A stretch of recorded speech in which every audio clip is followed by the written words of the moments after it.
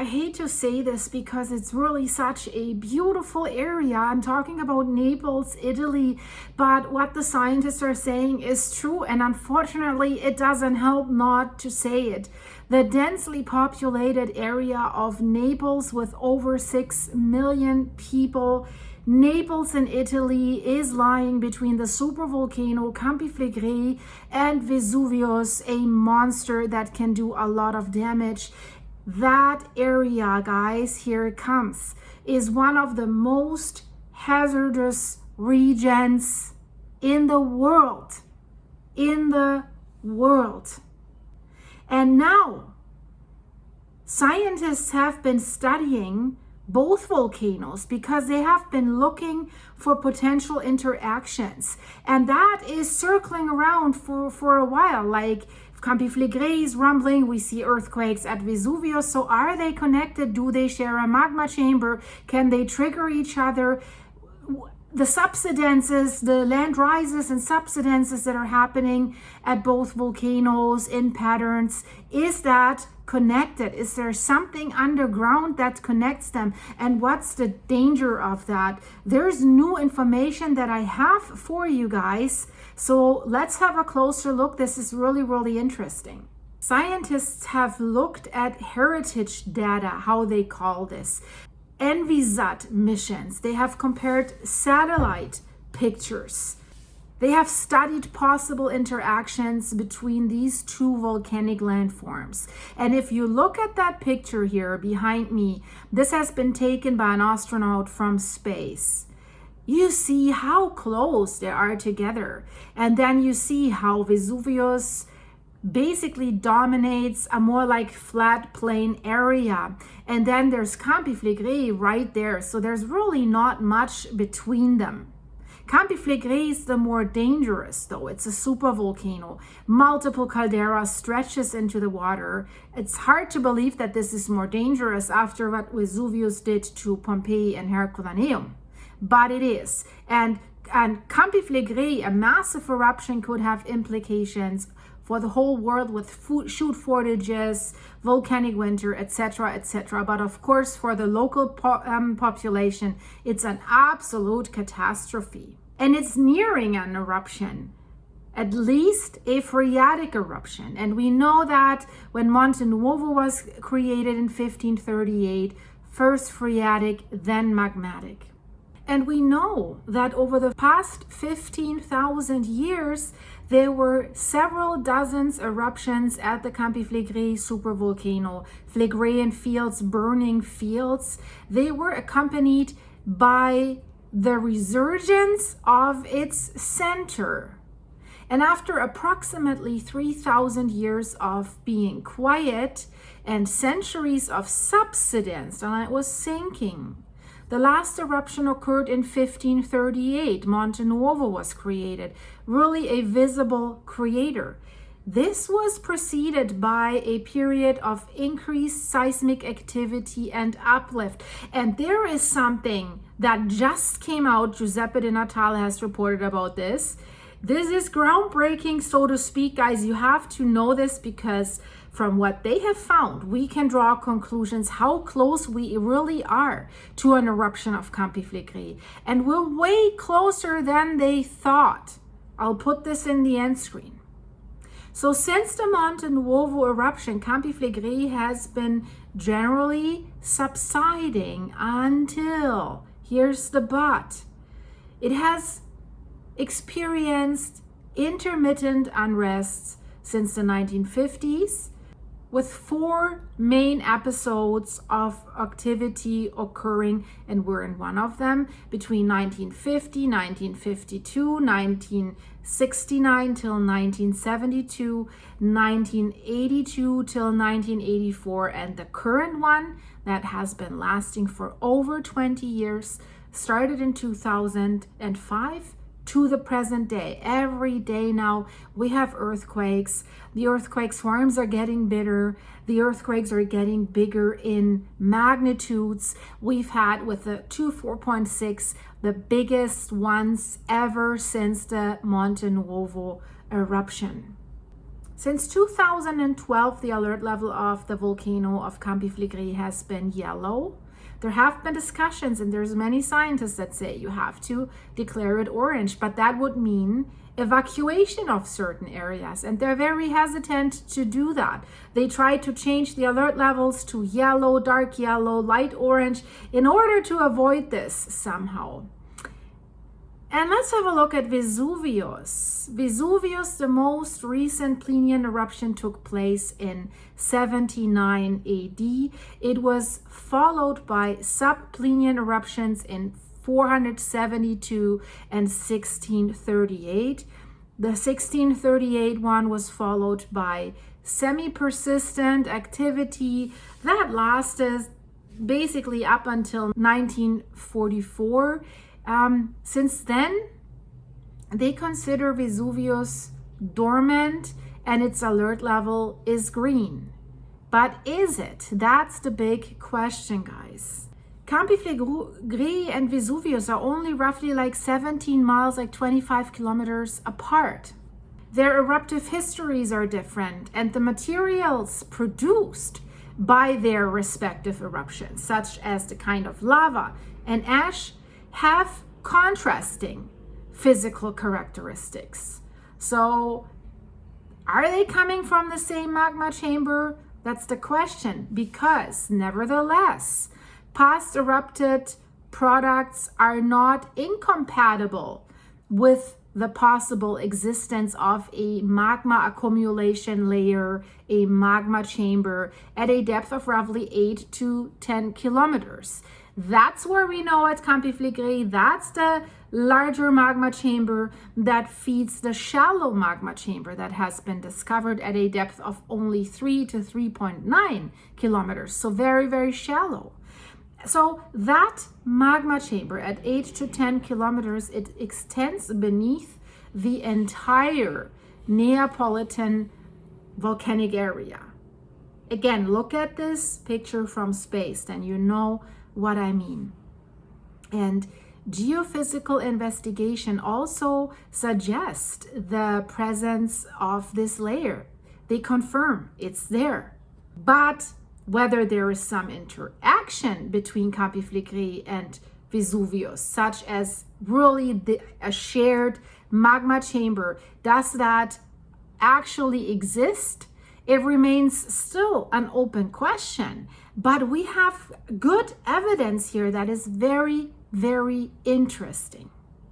Let's have a look at that graphic that is titled The Displacements in the Campi Flegrei and Vesuvius area between 1993 and 2005. That is interesting because that is the story, that is what happened before the current Brady seismic crisis at Campi Flegrei started.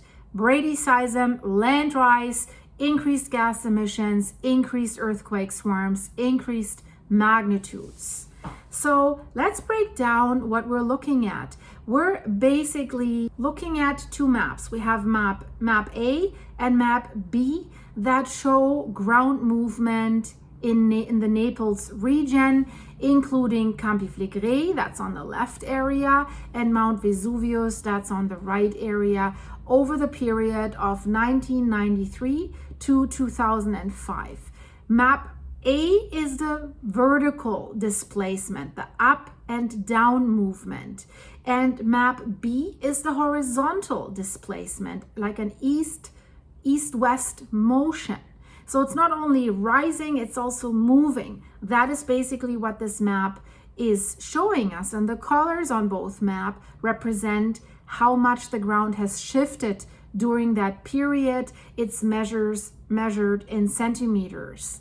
So what does this color scale mean? If we look at map A, the vertical displacement, the up and down, blue-green, if you look at the areas that are blue-green, there we have a subsidence. So up until 2005, these areas sank slightly.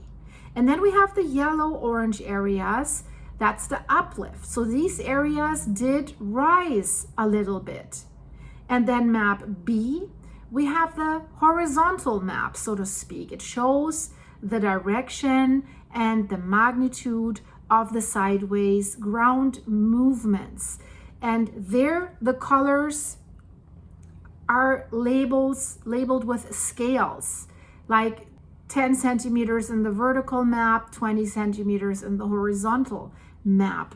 So what is the takeaway from these maps? And that is important to understand the future and the present and this potential interaction between the two. Campi Flegrei in that period from 1993 to 2000 mostly showed a subsidence. Yellow and green areas show a sinking. After 2000 already, some zones in this area show a slight uplift. That's the orange spots that you see. And especially near the edges, near the color of the caldera. And when we look at Vesuvius, it's less dramatic. There's less dramatic vertical shifts, that's what I wanted to say, within the same time period, mostly minor uplift or downshift localized on the volcanic flanks. And what is happening with the horizontal displacement? Campi Flegrei exhibits clear westward or eastward movement in the outer parts of the caldera, which could reflect the spreading or the sliding of volcanic debris. Vesuvius area shows horizontal shift shaped by internal bulging or tectonic adjustments that can happen after these eruptions. They're only typically a few centimeters of motion. To create these data, they used satellite radar images. It's called ERS and NVSAT. And then they analyzed these images with various, they call that DIN-SAR, differential SAR techniques. Why is this so important? It shows us long-term trends. And when you see the second graphic that I'm about to show you in a moment, you see the correlation. Campi Flegrei's sinking, the subsidence before the year 2000, and the slight rebound starting in the year 2000. That is a crucial information, and it also highlights spatial patterns like zones inside the caldera versus zones on the edges that are shifting differently. That helps scientists to infer how the underground structures might behave. Then we have to look at the separation and the movement types, like vertical versus horizontal deformation. If we look at that and compare it, it provides clues about different volcanic processes. For example, a shallow sediment compaction versus a potential deeper magma movement. So this kind of mapping is essential for volcano monitoring, because if you know where and how the ground moves, it can hint at magma or gas mitigation that is happening beneath the surface, an intrusion. Here's the next graphic that we really should have a closer look. I'll explain it step by step. Be assured you will understand what it means. And when I'm done with this explanation, it'll give you a clear picture where the point of interaction might be. So this graphic refers to ESA heritage data. It shows the temporal evolution of the first two independent components, IC1 and IC2. I'll explain what that is. They obtained these data versus, this is the shortcut, VBLCA, Variational Bayesian Independent Component Analysis, a mathematical analysis that was applied to ground deformation time series, both for Campi Flegrei and the Vesuvius. So scientists looked at years of satellite radar data from 1992 to 2010, and they have tracked ground movement around both volcanoes.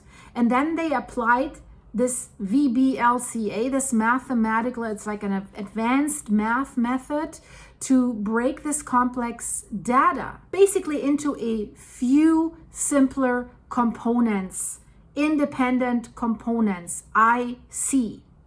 And each IC, each independent component, highlights a distinct pattern of deformation. And that helps to separate these overlapping signals from different volcano processes.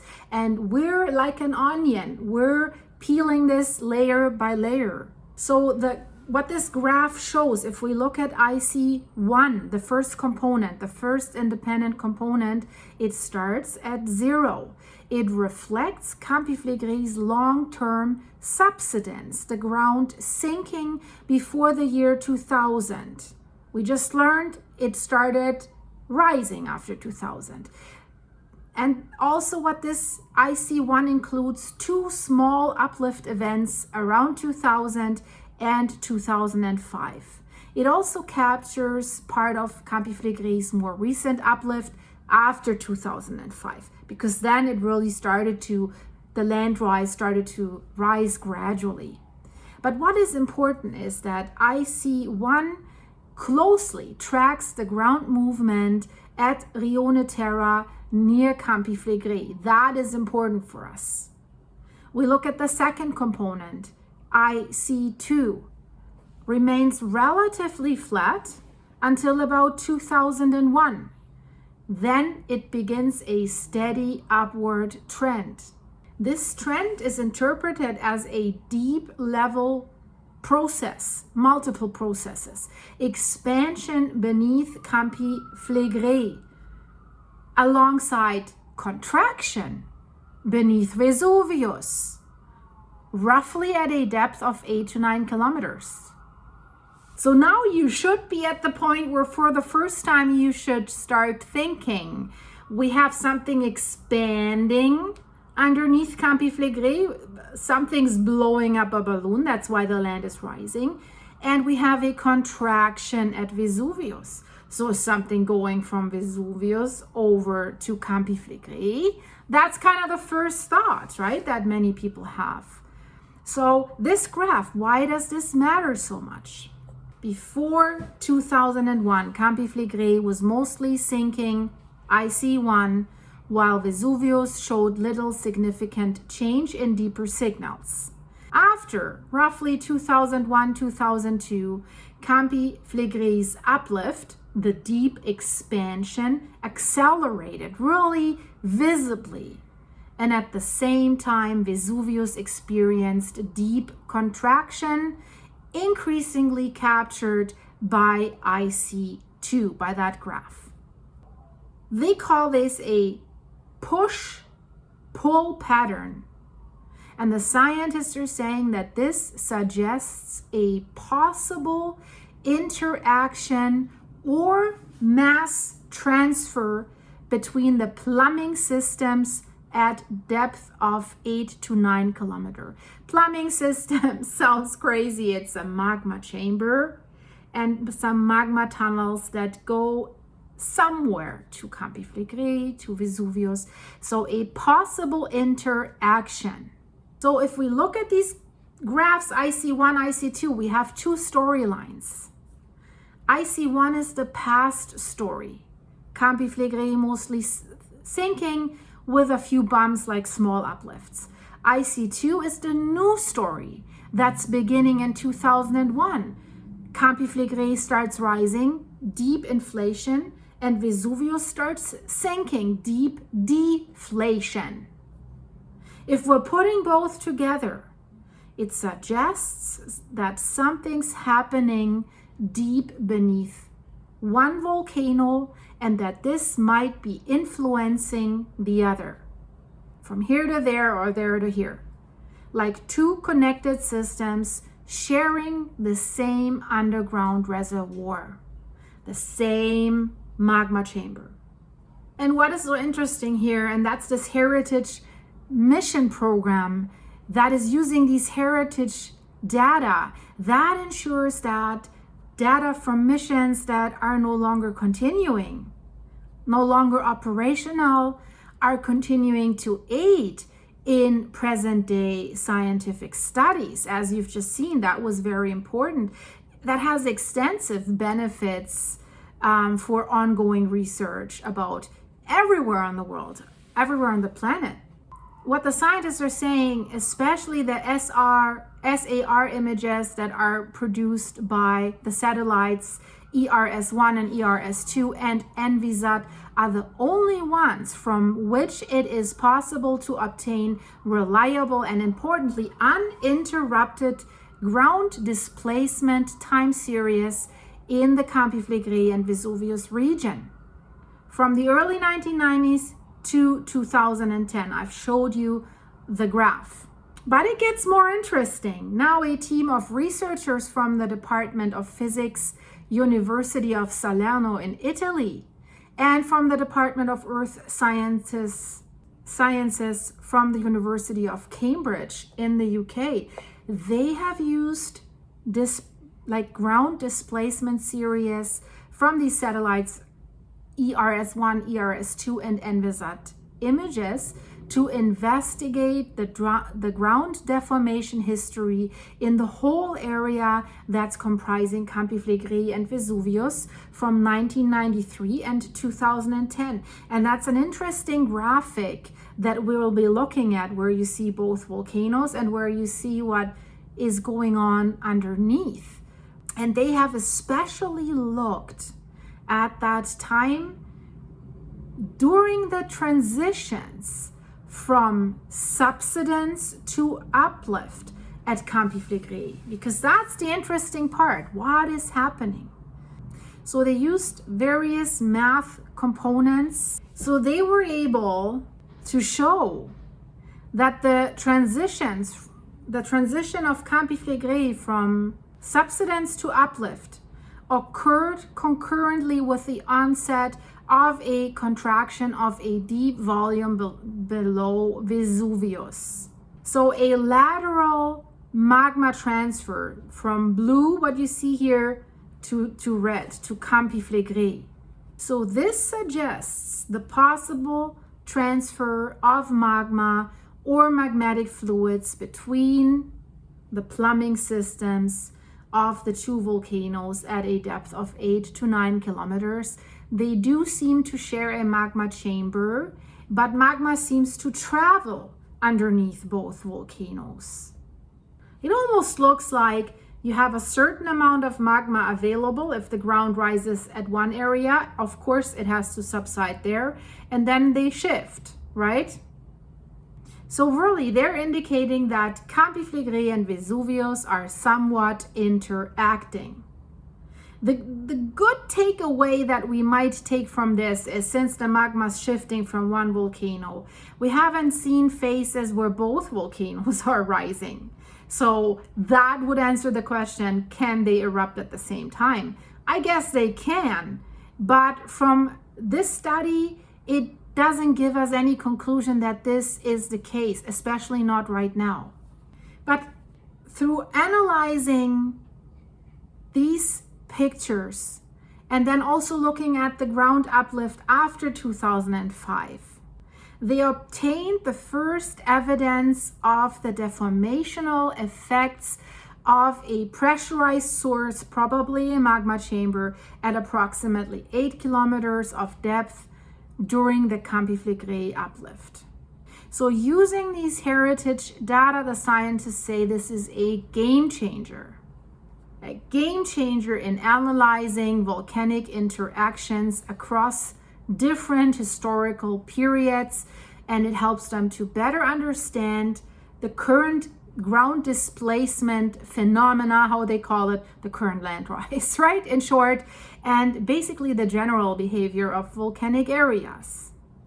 So I hope this did clear some things up, how these two might connect it. Campi Flegrei, this is what worries everyone right now, and even the officials are not ruling out an eruption anymore. They say it might come sooner than later. I've made a lot of videos about that, guys. Check out my Campi Flegrei playlist. And Vesuvius gave a warning before the last eruption. I've made a video about that as well. Very interesting. A warning that everyone can see if you know what to look for. In Pompeii, they didn't know. They thought that was a blessing, but it was a warning. So guys, just subscribe. If you have subscribed, I see you in the next one. You just have to click the end screen. If you want to put fuel into me, buy me a coffee on my buymeacoffee.com/silky site. Link is in the description. If you want to learn more about the stuff that I do in my private life, click the join button, become a monthly supporting member. And thanks for the supers you're sending me here on YouTube. Thanks for your overall support, for sharing, liking, watching. Stay safe. I see you very, very soon, guys. Click here.